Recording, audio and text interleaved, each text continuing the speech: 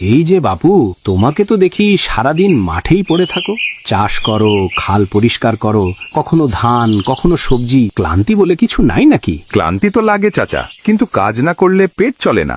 একটা কথা জিজ্ঞেস করব বাপু, রাগ করো না যেন।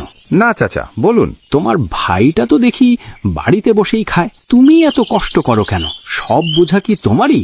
ও আমার দাদা চাচা, ছোট থেকে আমাকেই দেখে শুনে রেখেছে।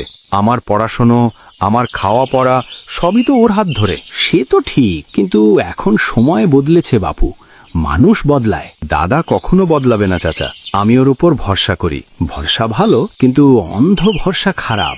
নিজের ভবিষ্যতের কথাও ভাবতে হয়। ভবিষ্যৎ মানেই তো দাদা, ও ভালো থাকলে আমিও ভালো থাকবো। এই ভাবনাতেই অনেকে একদিন পস্তায়। পস্তাবো না চাচা, রক্তের সম্পর্ক এমন না।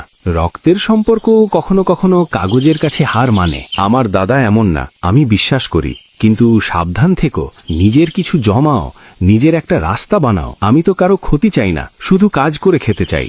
এই মনটাই একদিন তোমাকে বাঁচাবে বাপু, আবার এই মনটাই তোমাকে ডোবাতেও পারে। যা হবে ভালোই হবে চাচা, দাদার ওপর আমার পুরো ভরসা আছে। আচ্ছা বাপু, সময়ই সব উত্তর দেবে।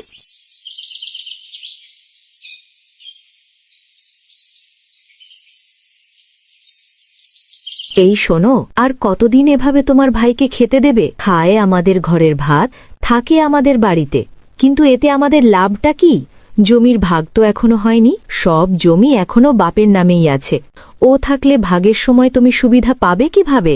আমি তো লাইন খুঁজছি, কিন্তু ওকে বাড়ি থেকে তাড়ানোর মতো ঠিকঠাক কোনো সুযোগ পাচ্ছি না। সুযোগ বানাতে হয়। ও থাকলে সবাই বলবে দুই ভাই সমান ভাগ। আরও না থাকলে? তাহলে কে বলবে না কিছু?